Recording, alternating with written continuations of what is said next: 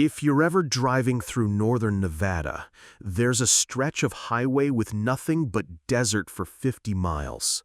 No gas stations, no lights, no cell signal.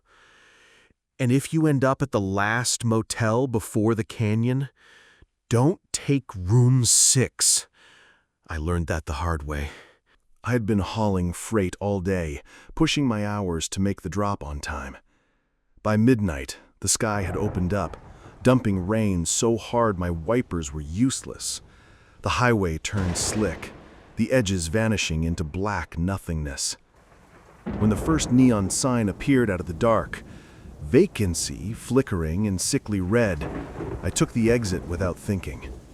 The parking lot was half empty, water pooling in potholes. The office door was open, light buzzing inside.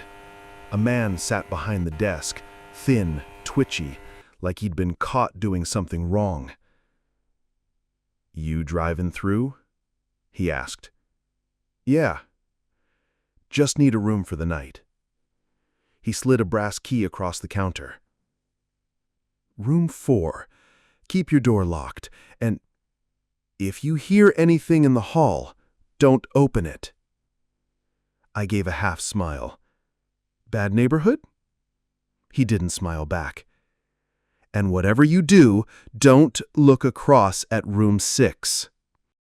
The hall smelled faintly metallic, like wet pennies. My boots squeaked on the faded carpet. Room 4 was halfway down, and sure enough, directly across from it was room 6. The door to 6 was painted the same dull brown as mine, but the peephole was blacked out from the inside. Something about that made my skin crawl. I tossed my bag on the bed, turned on the TV to drown out the storm. It was 1:13 a.m. when I first heard it. Soft tapping from the hallway. Not a knock, just a slow, rhythmic tap against wood. I pressed my ear to the door. Across the hall, faint footsteps paced back and forth inside room 6. The clerk's warning echoed in my head.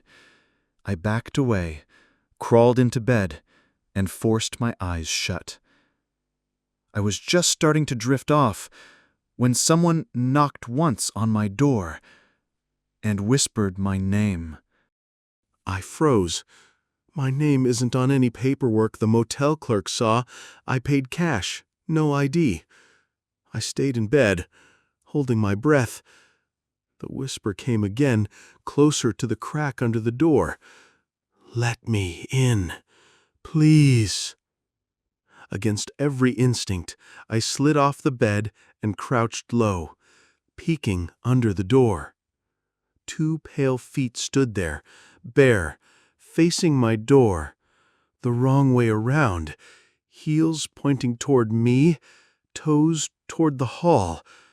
I jerked back so hard I hit the wall. The lamp on the nightstand wobbled and fell, plunging the room into darkness.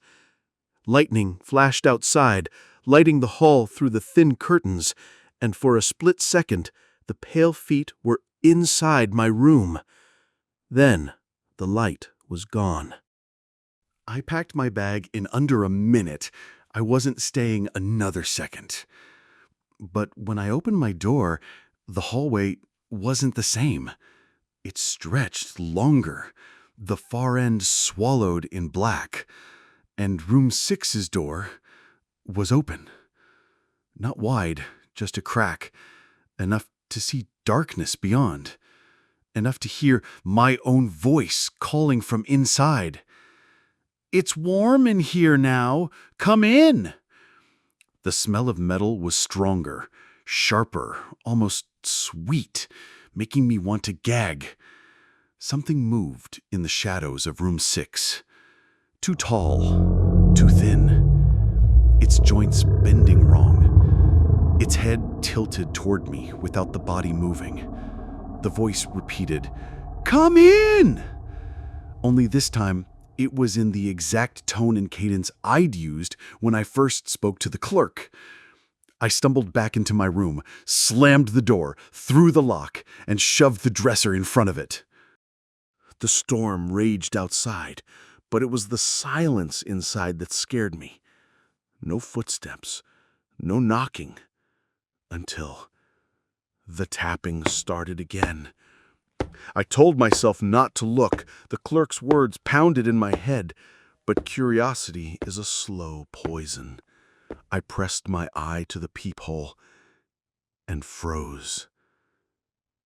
The hallway was gone. In its place, the door to room 6 was pressed right up against mine.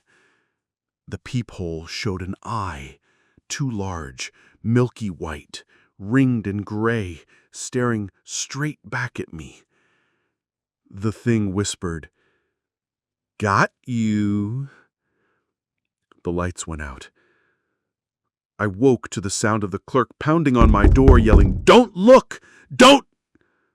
But his voice cut off.